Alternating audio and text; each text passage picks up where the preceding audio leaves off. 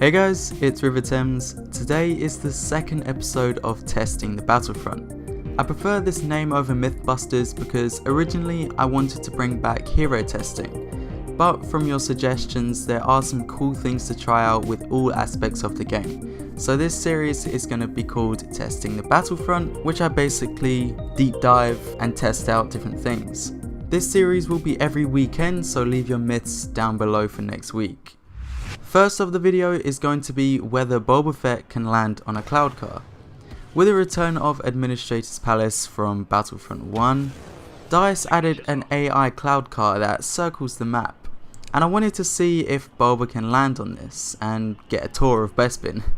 I tried many times in different locations as well, but unfortunately it doesn't look possible. Many times I passed through exactly where I had imagined to make contact with it, and I reckon there's no detection on this ship so people don't fly around, but it was worth a try.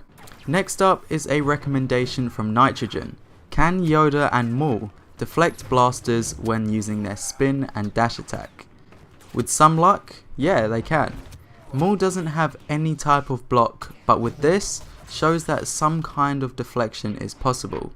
It may not be much, but could grant you a surprise elimination if you hit one. Same goes for Yoda, you can also deflect with his dash.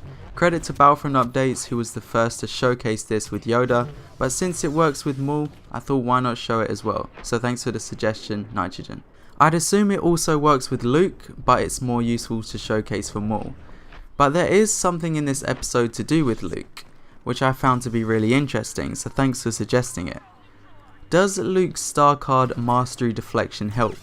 This star card allows Luke to accurately deflect blaster bolts, but with the cost of stamina building up faster.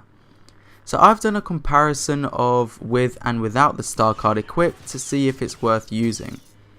With the star card equipped, it does what it says. The blaster bolts are accurately deflected, yeah, but in my opinion at the cost of too much stamina. Now in arcade I had this star card at epic level, that's how arcade works now.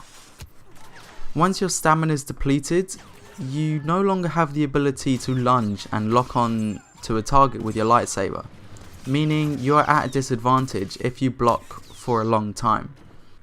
Now here's some gameplay without the card equipped. You can see that the deflection is pretty much all over the place, but once the enemy is in a close range, the bolts are pretty well deflected accurately. At this point, you're not using enough stamina to overheat, so you can deflect for a short period, then use your lunge. I'd say it's only good for long range, and at that point you need to aim on your target for a while, and you could probably take damage, like it's probably only useful to use that in Galactic Assault. I'd rather just move on and try to get some eliminations with my other abilities. I'd rather use a different star card that's more useful, but nevertheless this card is good. It does what it says it does, but I don't think the difference is as big as you think. Personally, I think deflecting bolts super accurately is something that you're not going to need. Especially in Heroes vs Villains, it's a lot more fast paced and you just want to get around the map and reposition a lot of the time. You won't have much time for deflection. But like I said, it does accurately deflect if you're at close range. And when your stamina hasn't all been depleted without the cards, then you have the ability to lunge onto your enemy. So you can block and lunge, or if you want to accurately deflect blaster bolts. I'd personally go for a set without this card. I'll be honest, I haven't even used the flash pistol once, believe it or not, until I Am Unknown said to test it. And turns out, why haven't I used this before and where has it been all my life? So there's two fires on this weapon. Your zoom will fire a bolt of flash, then the pistol itself can be fired, and it can be used whenever you want. There's not even a cooldown on it. Sure, there are other cards more useful, but this is a very cool star card that I'm really interested in now. The damage of the pistol is actually worth using as well. It does great amounts on headshot and a few hits to the body. Definitely something I'm finally learning about, and I'm glad I am. So aiming down sights will fire a flash. Once they get flashed, then you can start attacking them. And the pistol, it really is a good weapon to use. I can see this being an alternative to a primary blaster even. It has similar damage values to officers' pistols and stuff like that, with the addition of a flash. The only thing I'd say that's a disadvantage of using this is that the more you use the flash, the more quickly your weapon will overheat. Which is fair enough, you know, it has to have a downside to it.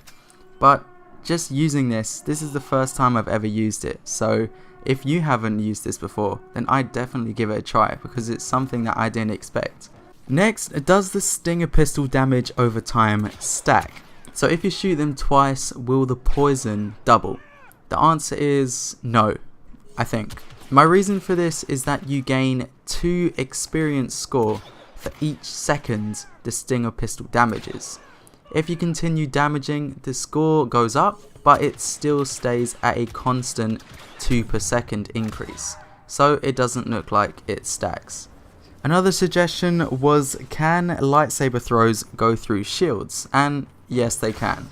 Both the heavy, specialist and the squad shields, all lightsaber throws can go through that shield.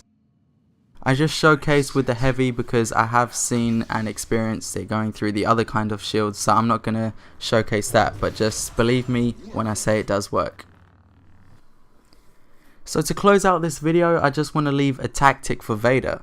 So I mentioned in my Ultimate Hero Guide a while ago that his Focus Rage ability requires to pass through an animation, and sometimes it's quite frustrating to like stand still and like step out of the action for a second.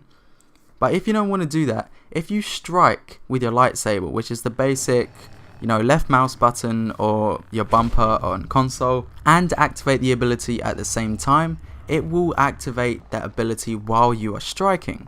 So you've gone through no animation, you are still attacking, but you're also activating that ability. So once you strike, you're actually flowing and increasing your damage and your resistance while you're striking in that motion.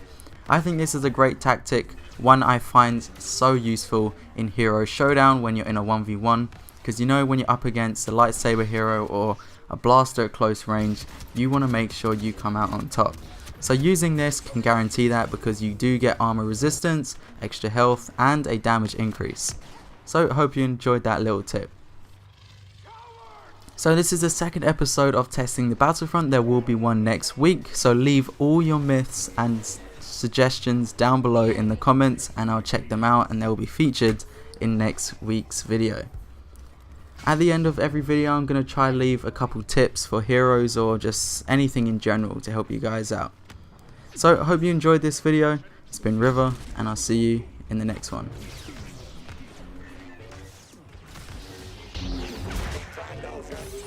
Out of the running.